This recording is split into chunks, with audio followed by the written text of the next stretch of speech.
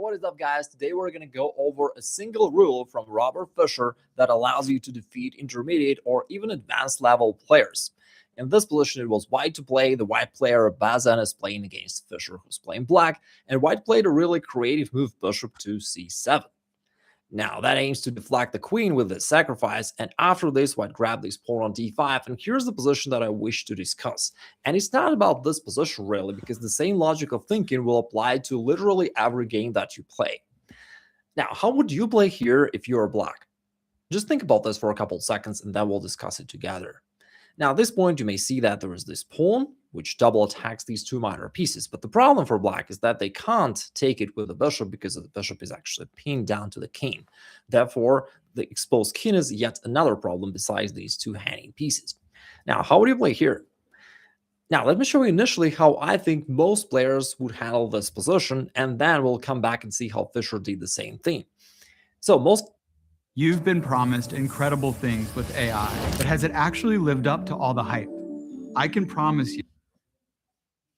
Players would realize that their king is in trouble, this bishop is attacked, the knight is attacked, the king is vulnerable, and they wish to move the king away. Therefore, you can castle either kingside or queenside. And castling kingside doesn't look too good because the king is still wide open right here, thanks to this pawn being on g5. Therefore, it doesn't look good. Maybe castling queenside looks better. After that, white will probably take here on e6. Now, let's say black recaptures, and for example, white takes this pawn on c4. Now, black realizes that this pawn is also annoying. We've got our king and queen standing on the same file, so maybe we want to move the king away. Now, of course, I don't know how you play here, but I'm just telling you how most players would do this, and you may let me know in comments below if that is accurate or not. So after king b8, let's say our pawn goes knight e5. He's still creating more and more threats against Nate's knight on c6. And let's say we see that knight takes c6 is coming. We can't move the knight because it's pinned down to the queen. If they are capable of taking right here, they're going to split up your pawns, open up your king again. So maybe you're going to go rook to d6, and we're still trying to hold on to our defense. But here's the problem, really. After this, let's say white takes here on c6, here we capture, we trade everything, and white goes queen e5, and that is actually a game over. Now, here's the moral of the story. Passive defense in chess is something that initially we learn as beginners, but this actually is counterproductive as you become a little bit more advanced. Now, the main problem with the passive defense is that it allows your opponent to just keep attacking. Just think about this. That is exactly what happened right here after white played pawn d5 at the beginning of the example. We always try to be reactive and to somehow defend against his threats, and white was just keep attacking with every new move that he plays, and ultimately he got us. Now, what did Fischer do in this position? Now, he followed another rule, which is offense is the best defense. And that turns the situation around pretty quick. When you just ask yourself a different question, instead of asking, how do I defend? You ask yourself, is there any attacking move that I can play here? And the beauty of that question, what I love about this, is that in many positions, there is just one or maybe two maximum theoretically possible attacking moves, such as in this position. How can black really attack if you think about this? Like, we can't take this pawn because it's guarded by the knight. That would be a blunder. And normally, when you wish to attack, you need to focus your attention on opponent's half of the board and ask yourself, how can you advance there and attack something or capture something? The other move is pawn g4, and that is what Fischer played. Now, that just counters this knight on f3. And in the game, white just moved the knight back. Now, what would happen if white were to take one of these pieces? Well, guess what? Black would counter this knight and also attack the queen. If white were to capture right here, there is also a useful technique when you shelter your king with your opponent's pawn, and after that, you end up with this extra knight. The position remains to be complex, but nevertheless, we're up a knight. Life's good. We're going to grab this pawn later with our queen. In the game, white decided to move this knight away. He played knight to d2, and now you may practice the same idea once again yourself. It is black to play. How would you play here if you were black? Exactly. This time, guards this pawn on d4, and we can just go ahead and grab it, which helps us to move our own knight from the attack. But in addition to that, we're also counterattacking his queen, meaning white has no time to grab our bishop. They have to move the queen away. Now, white wanted to, of course, maintain this pin along the e-file. Therefore, they played queen to e4, probably still thinking that black's in trouble. Now, this knight is hanging, the bishop is hanging, some rook takes c4 stuff is coming. So what would you play here? and the idea is still the same, even though the move is quite complex, but nevertheless the idea is the same. You ask yourself, how do I move in my opponent's half of the board and attack something? And with that in mind, Fischer played queen f4, which is a brilliant move. Indeed, it counters the queen, this knight on d2, and the idea here is that if the queen is taken, black would respond with knight to e2, this royal fork, and he would grab his queen back. And that is actually pretty good for black, because after the king moves, we take right here. Now, after queens come off the board, we no longer worry about our king in the middle of the board, and we enjoy our extra material. Right now, we're up a bishop, but even if he takes it, we can recapture here, or maybe solidify this pawn on b5. And as a result of this whole thing, we're up pawn in an endgame. These passwords are going to go forward, and we probably are going to win the game. At the same time, we got to give credit to the white player as well. He played a bunch of really great moves here. He played rook takes c4, adding more fuel to the fire of his attack. And now after we trade here on e2, it's still not that easy for black, because now this knight on d4 is hanging, the bishop is hanging, and taking on d5 is not that good, because white could either just take the knight or play knight f6 with this fork and then take something. Therefore, white is still in the game. It was still not. Now, at this point, you may also think about which move would you play here, and this time it's simpler than it was before, because we can remove one of these pieces under the attack by playing knight e2. Now king goes here, and now Fischer played the move which was interesting, but interestingly enough, Stockfish says that there was an even more brutal move for black to play. Now, the issue is still the same. The bishop is attacked, and if we just take right here, that still fails to this knight f6 fork to the king and bishop. Plus, this knight on e2 is also a little bit vulnerable. Maybe white wants to attack it. So the best move for black was the move that Fischer missed, pawn to f5. Absolutely brutal. We just keep counterattacking no matter what. And now also our knight actually takes away some squares for this knight to move away to. And if it goes somewhere here, then after king e7, we counter the knight again. And if we imagine something like this, we're still up a knight in an endgame. And even if white tries to capture it somehow, we'll at least be up a pawn, and we're probably winning. In the actual game, Fischer found another idea, which is a little bit weaker, objectively speaking, but it's still an unbelievable idea. By the way, here we see the really highest level of execution of the counterattack. And after this game, I'll show you exactly what you can do in your own games, just talking about more casual situations, more down-to-earth examples, and how you can apply this idea to really break through to the next level. Because what I've witnessed is that quite often people bypass the level of a beginner in chess relatively easily, because your opponents make a lot of mistakes. You can make use of them and win.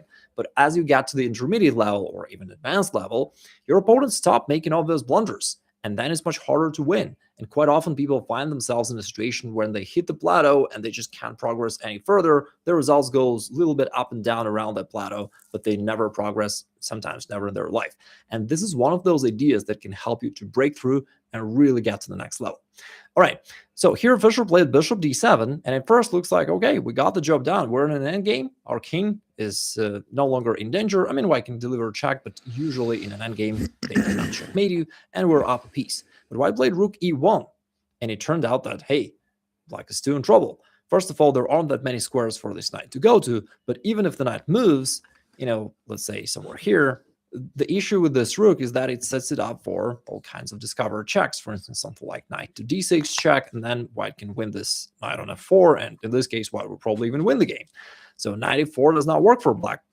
And at this point, Fischer played king to f8, setting up another nice trap. Now, if the rook takes this knight, we're ready to play bishop b5. If you were sexually abused while attending a youth camp, you may be entitled to significant financial compensation for what you endured. Courts have already skewing this nice two skewer, rooks, yeah. and thus winning some material anyway. But the battle didn't stop here. White player was also highly creative. He played knight f6, which maybe even kept Fischer by surprise. I think this is a little bit of an unusual idea. So here's the deal. We're attacking this bishop and this knight on e2. Now, how would you react here as black? Offense is the best defense, right? We aim to counterattack. So he played bishop b5. Initially, it looks good. White goes rook b4. He's also counterattacking. Bishop a6. Looks like black is in control now. He's covering everything. Life's good. But white goes knight d7 check. And that is quite an unusual way for white to stay in the game. Now, normally, black would not want to go back to the e-file under this rook. However, in this case, he has to, because he can't go king g7. Strangely enough, that leads to this unusual checkmate in the endgame. Quite a That would have sudden got idea. me. Fischer didn't fall for this trap, of course, but he had to move the king back That to would the have e got me file for where the sure. knight is pinned, and after knight c5, black is facing yet another issue. Now white wants to grab this knight, this bishop, and then this knight on e2. So what do? Fischer played rook e8. I'm not asking you to find this move because the idea behind it is quite difficult one. Anyway, rook e8. The idea was after knight to a6, Fischer actually prepared one more counter blow. This time it's king to d6. And now we've got the dual threat of pawn takes a6. However, if white deals with that threat, which he did by rook takes b7, there is one more threat that which black prepared here, which is knight to g3. This is a check and a discovered attack of this rook. Pretty brutal. Now I captured. Now rook takes e1. The king is in check. It has to move. And now black is up material. They won the exchange. However, it still remains to be a little bit complex because white is attacking this pawn on f7. These pawns are also weak. White will still try to pick up all.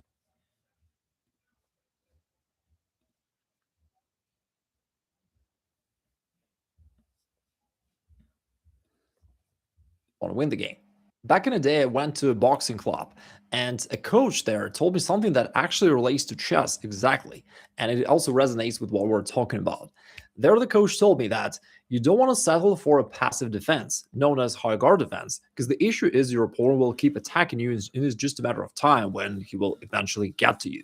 So the way to end your opponent's attack is to counterattack, and that is why offense is the best defense. Now, here's how it works in chess. I'm going to show you some simpler example, not the one that we talked about before with Fischer demonstrating some really high-level counterattacking skills.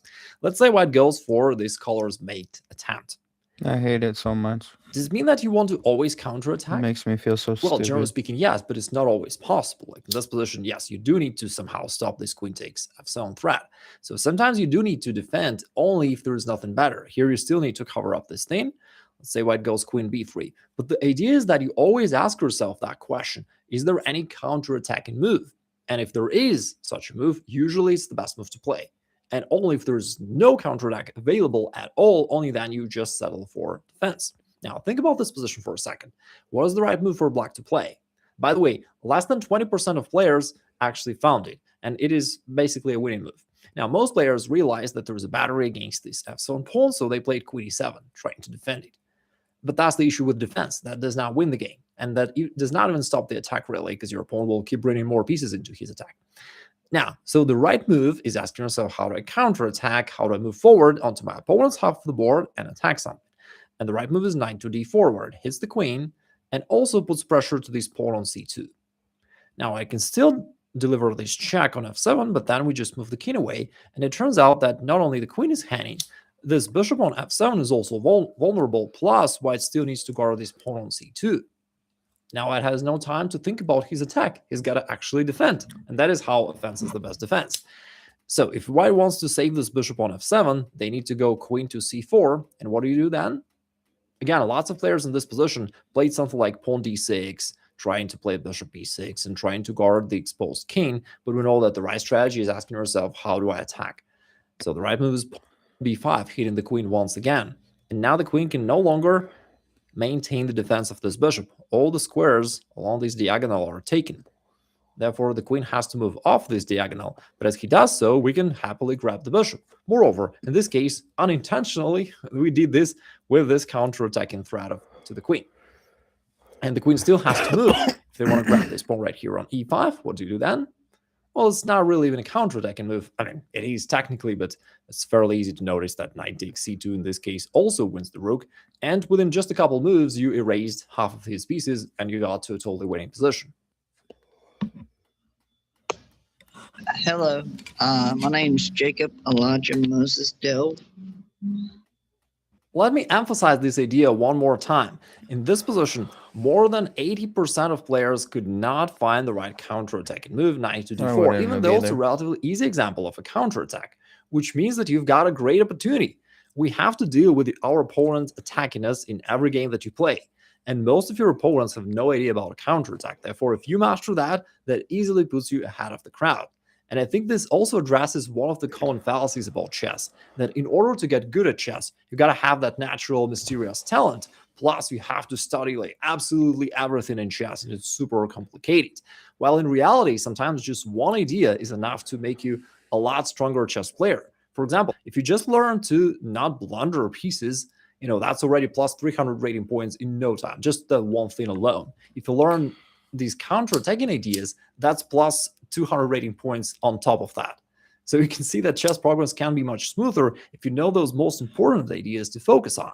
So if you're really curious about that, I've got a dedicated course called 3 Steps to 2000 ELO. I'll drop a link down below this video. You can check it out and get it if you like.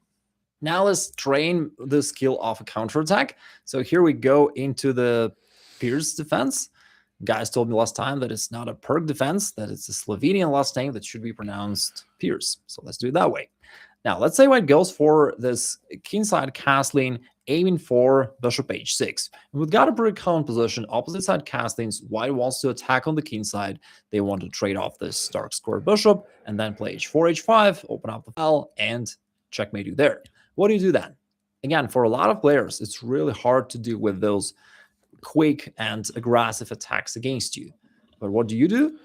You follow the rule of fence is the best defense. So you ask yourself, how can I go forward to my opponent's half of the board and attack something there? And with that in mind, the move becomes pretty clear. b4, that's the only attacking move that you can possibly play, and that is also the best move. And once again, that's the beauty of counter-attacking moves. Quite often you have very few of them possible, so it's easy to pick one. Now, b4 attacks the knight.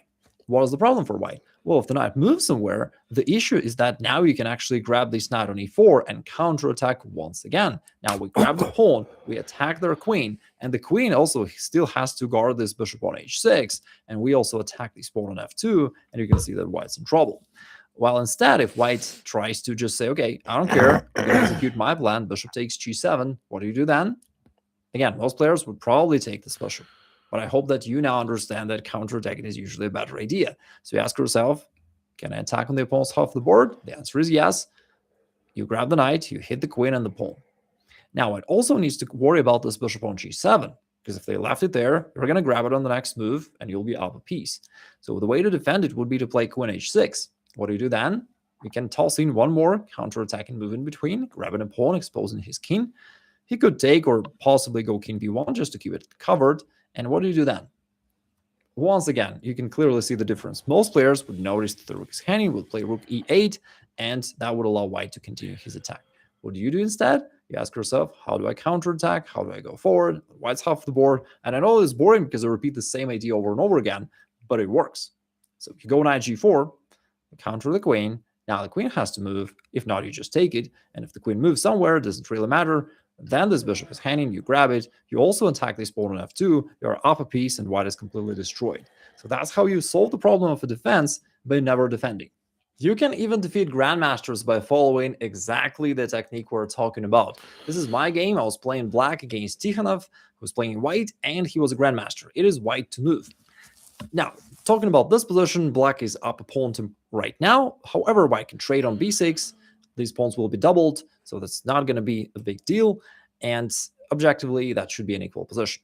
However, white realized that is still not very comfortable. Black has some threats here and there, and he decided to make it even more comfortable. So instead of trading immediately, he played rook b1, attacking this knight on b2.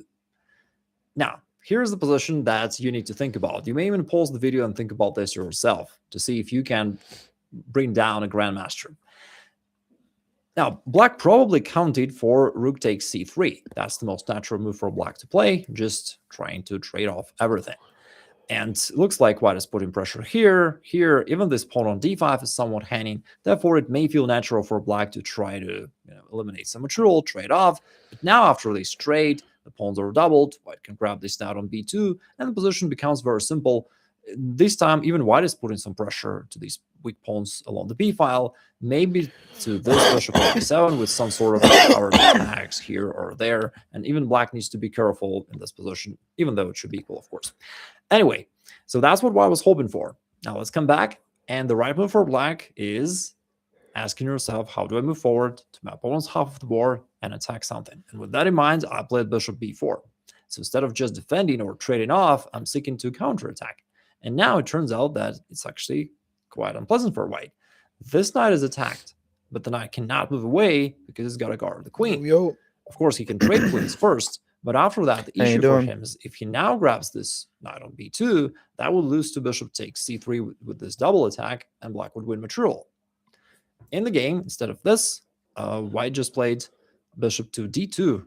At this point, black can take on c3, but if I take right here, white is going to recapture this knight, and he's fine. And what helps black to win the game is one more counterattack, knight to d3.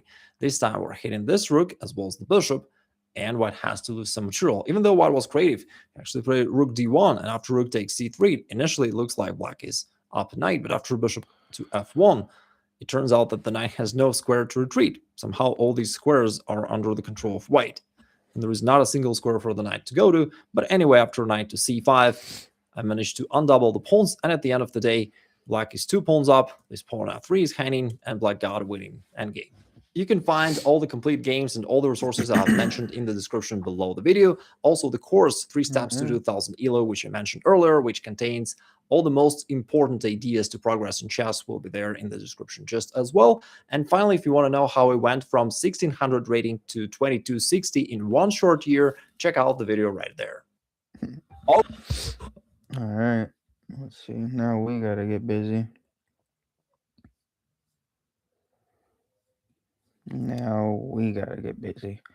Did some educational stuff. Now we have to implement what we learned.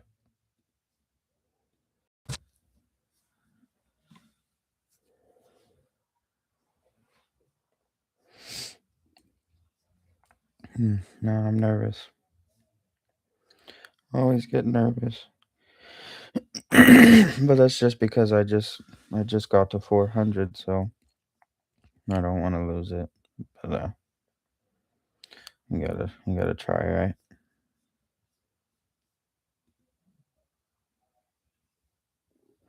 Alrighty, 400 flat.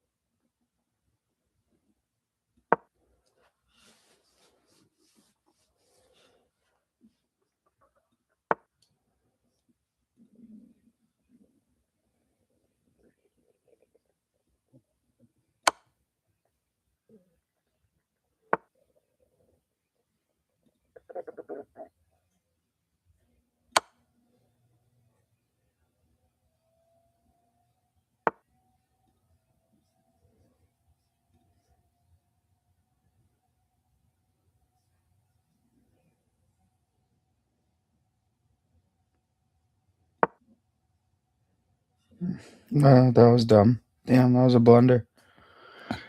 That was dumb. Hopefully he just moves it. No, that was dumb. Damn, what am I thinking? I was playing alright until then.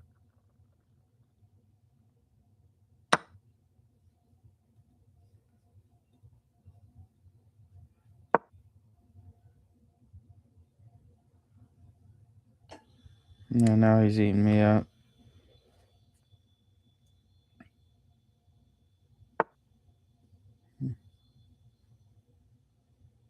Mm.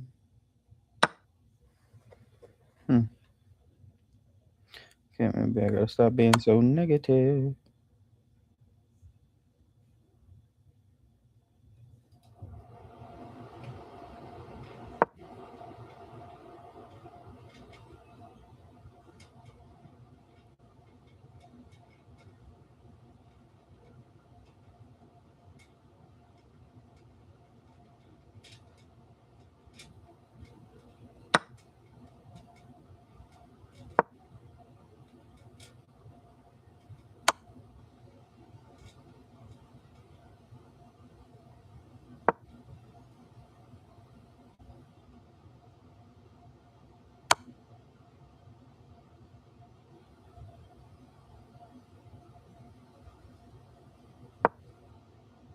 Shit. Shit. Didn't even see that. Oh, yeah. Not good. I could already see my 400 going away.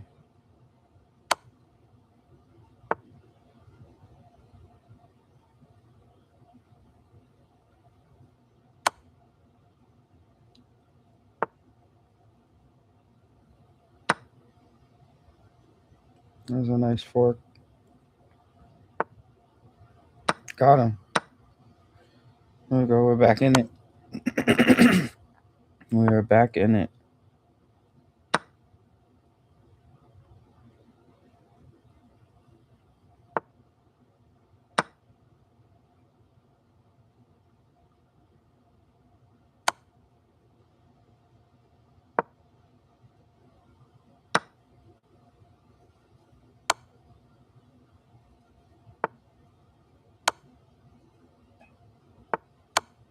Oh, stupid Delvin. Moving way too fast. Dumb. Damn it. Calm down.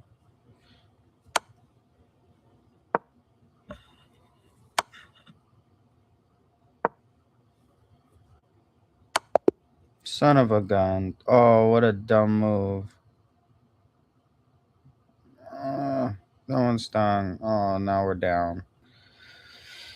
Oh, now we have to keep playing. Oh, that hurt. Ah. No, I gotta keep playing. Now we're in it. Too legit to quit.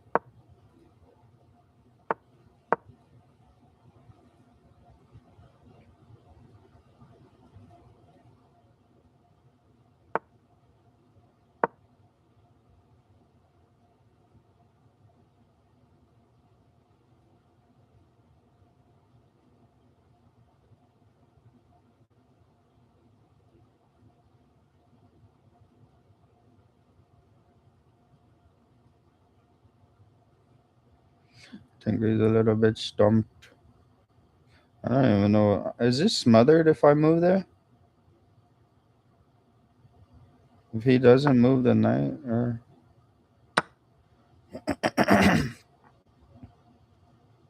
hmm.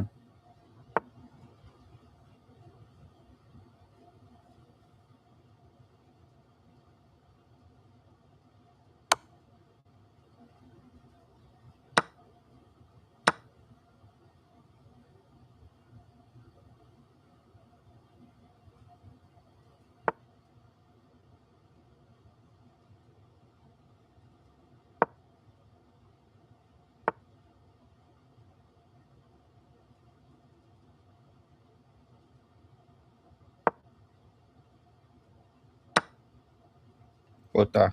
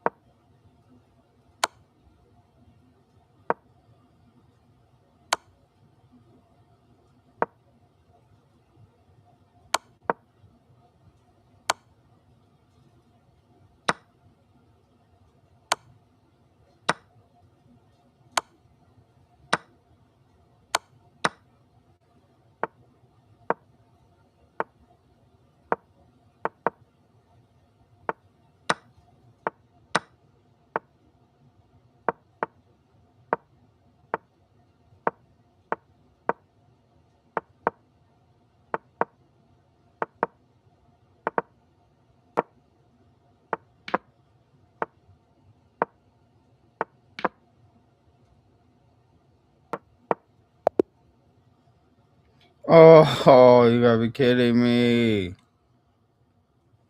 That sucks.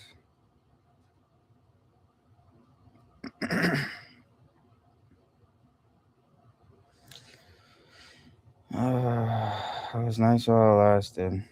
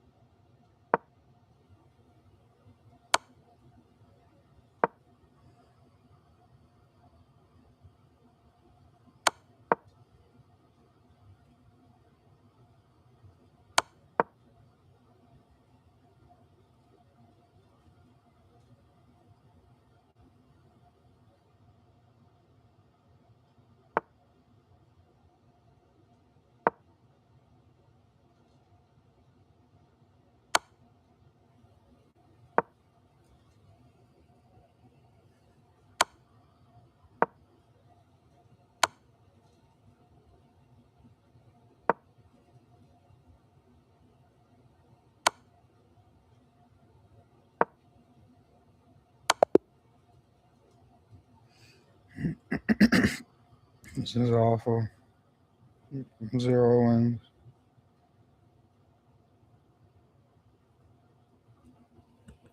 This is awful.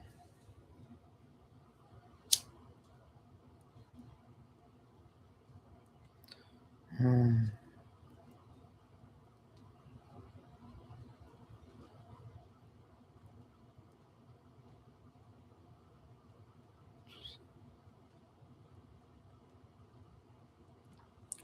It's a mid-game thing.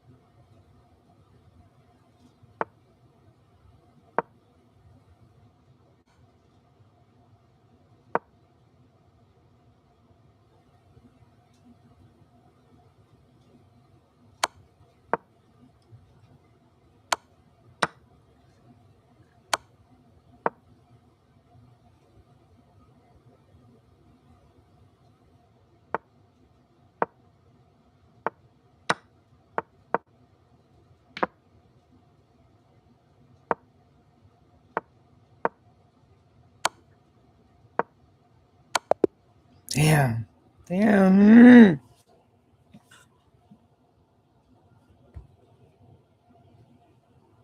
Ah. Dude, it's like.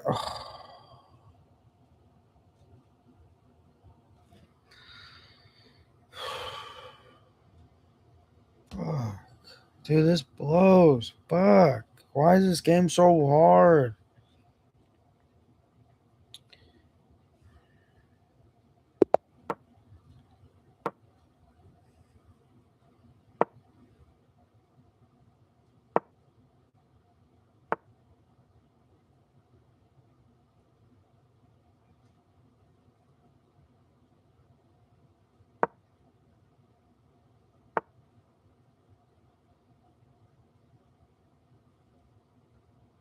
Hey, how does this make sense?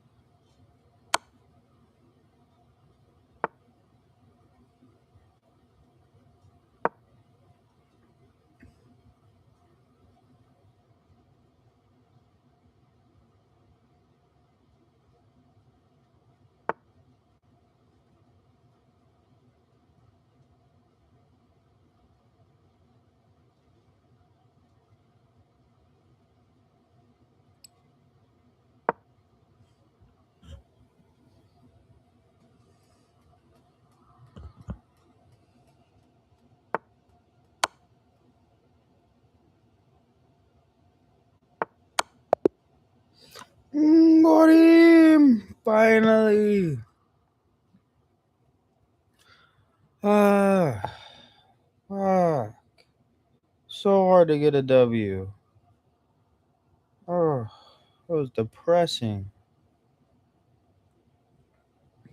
Wow, god damn. I'm gonna finish this up. I gotta decompress.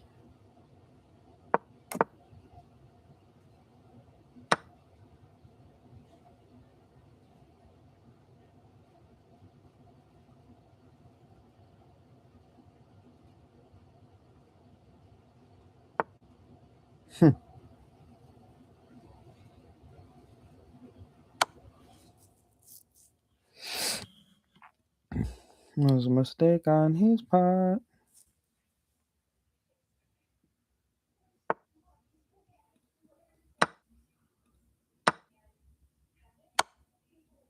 I could do it again, I think.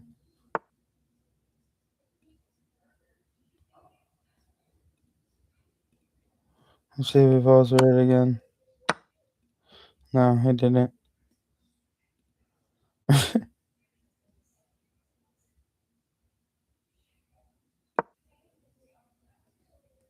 Oh, no, that was stupid. I just gave him my fucking. Oh, that was retarded. Stupid Dalvin. Dang. Okay.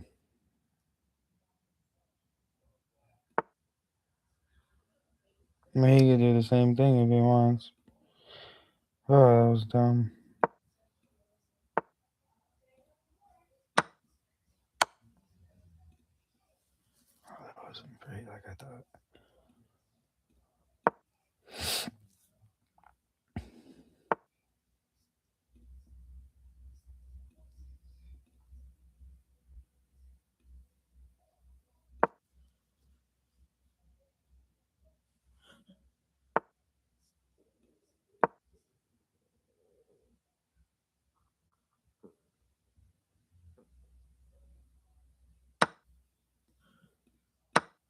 There we go.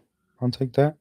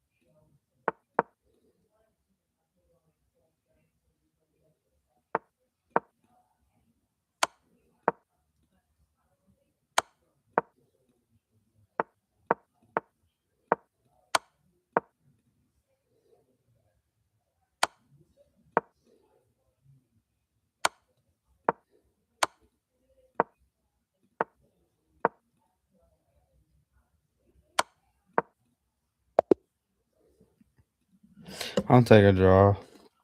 I'll take anything at this point. Goddamn. Why am I so trash at chess? I just don't make good moves. Just somewhere, somehow. Just none of them are logical.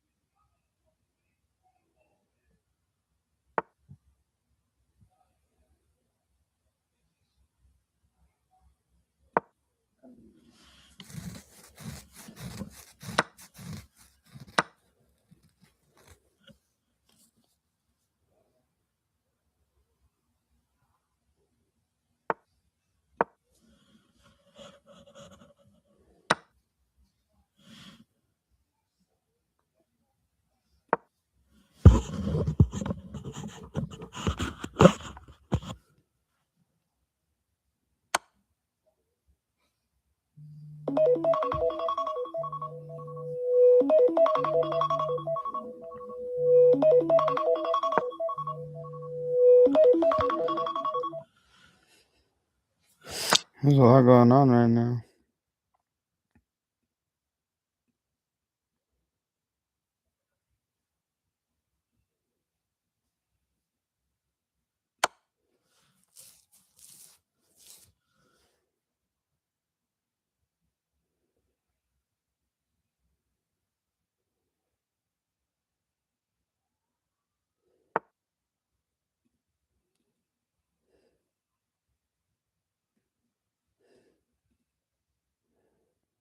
Oh, I don't know how that's my face.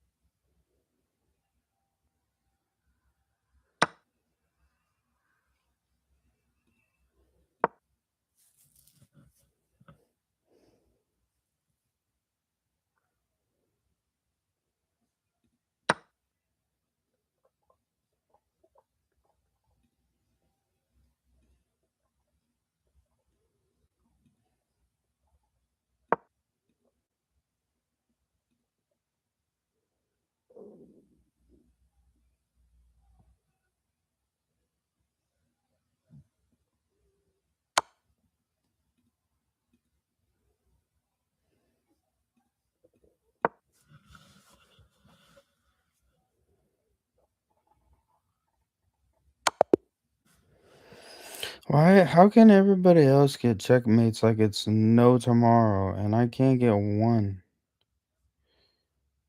Damn. Like it's no tomorrow. What is wrong with my setup? Where am I missing so?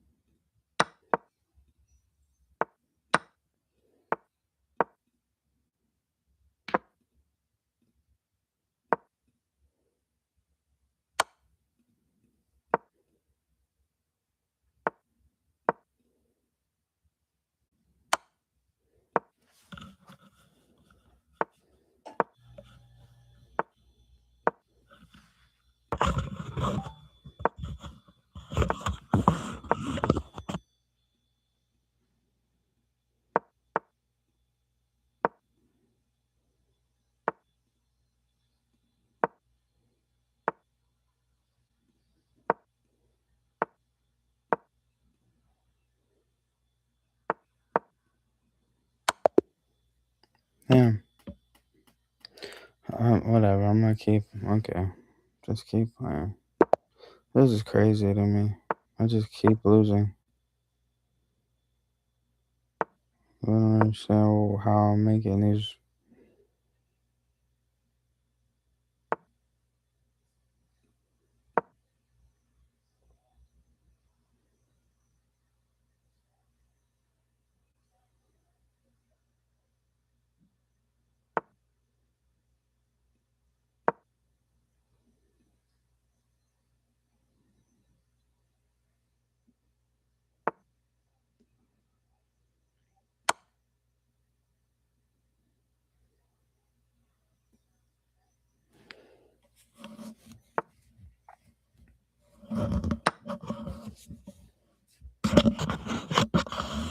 And then if I bring the bishop, I just gotta make sure it's safe. I don't think.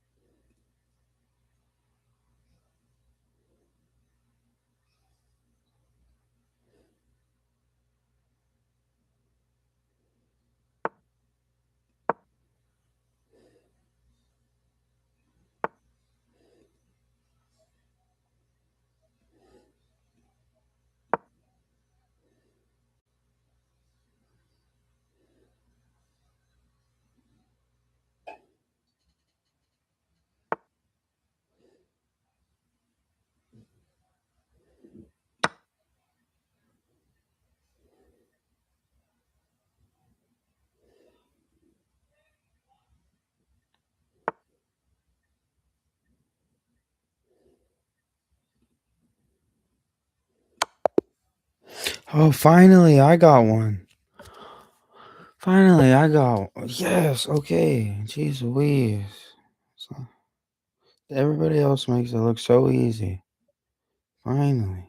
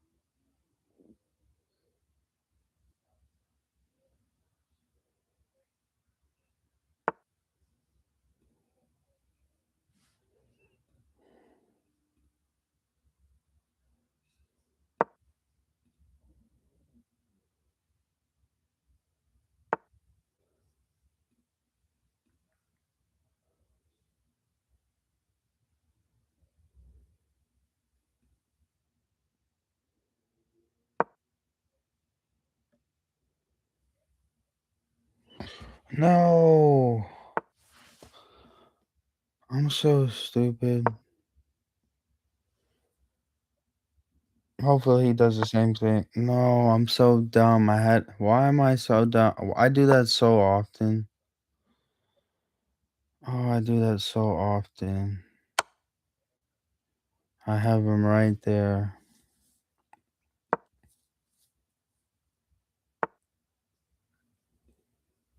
It's crazy how often I do that.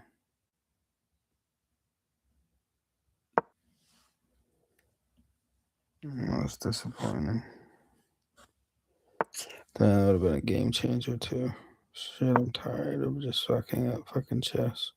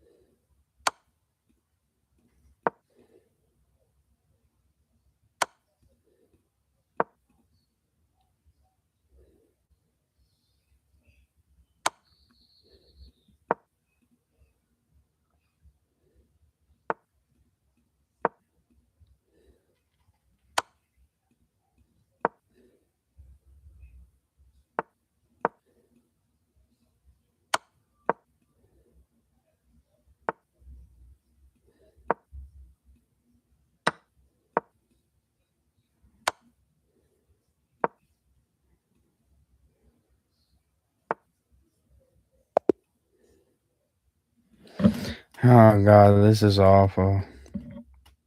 Dude, I lost like wow.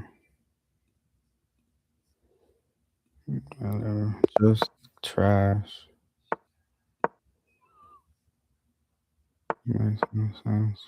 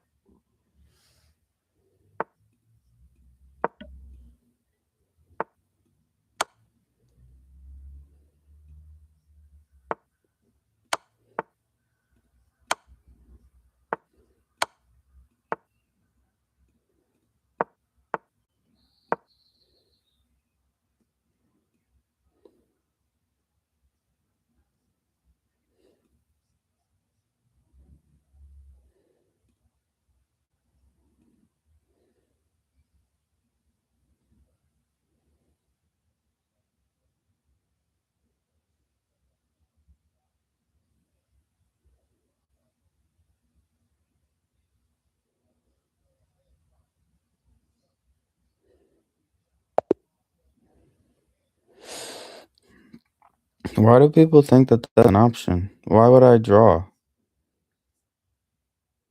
Oh, Gotham Rook? No way that that was Gotham. There's no way that that was Gotham. Gotham Rook 777. He's super popular. People would like take his name, right? Because that would be sick as. I'm sending that to Dorian if that was Gotham. That would be wild. Ugh, that's crazy. Would you like to chat?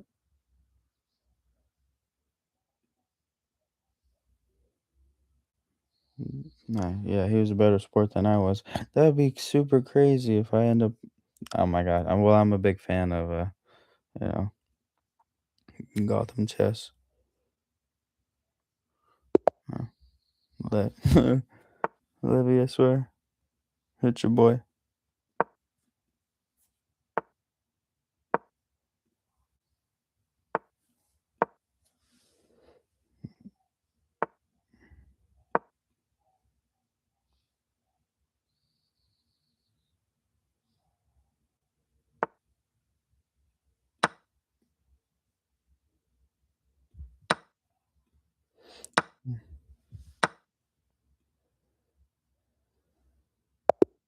Got him. Okay, cool. Two in a row. Nice. All right. Well, that last one gave me a little jolt. That would be so cool if it was like he was in the 300s. Elo.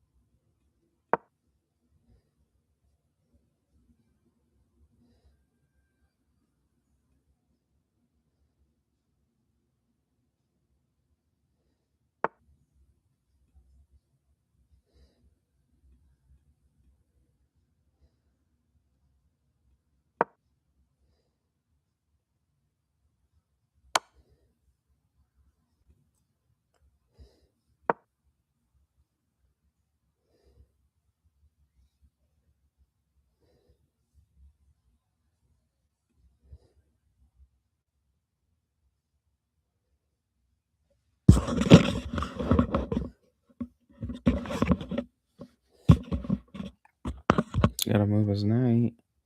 Cause it's hanging. Not anymore.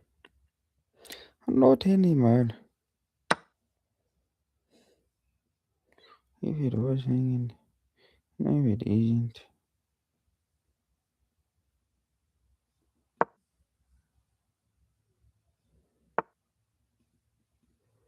It surely isn't.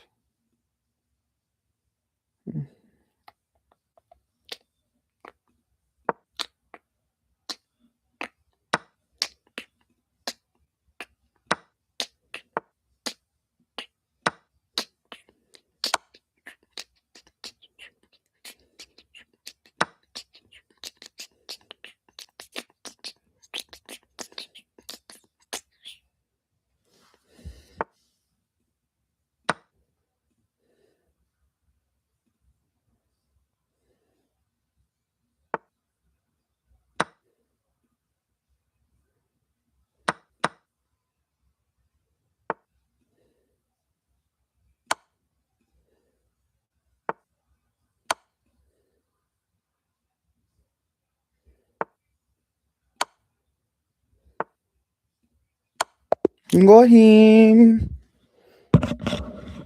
Finally. God, I've been so depressed this morning. No, we do not rematch.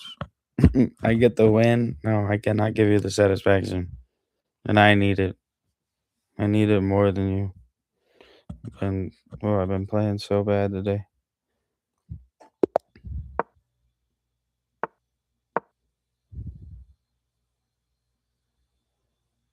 Alright, the market's about to open, so I'm gonna hop off after this. Well, if we lose, then we keep playing. That's how it goes. But, you know.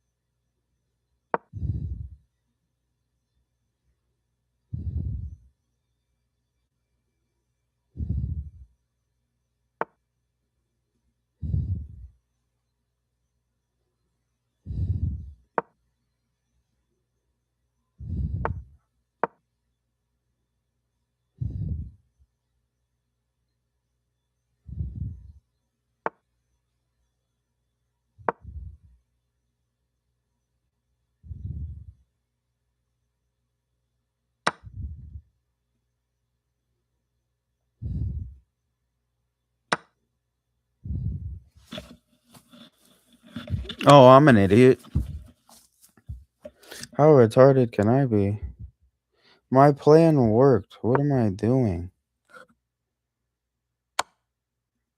What am I doing? Why did I get so rattled? My plan worked. I got so rattled. What was that about? I'm so dumb. Ugh, I set up a great trap. Ugh. Think, Dalvin, think.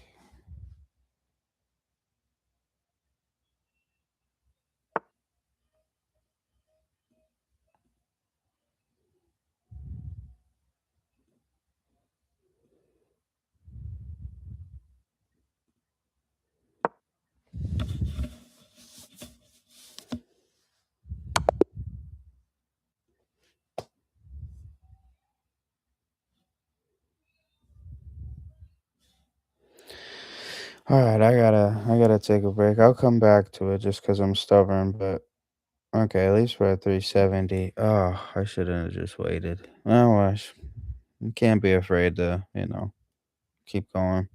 But I'm gonna watch this market for a bit, take a break, and then we'll come back. We gotta move with reason, a lot more reason. All right, peace.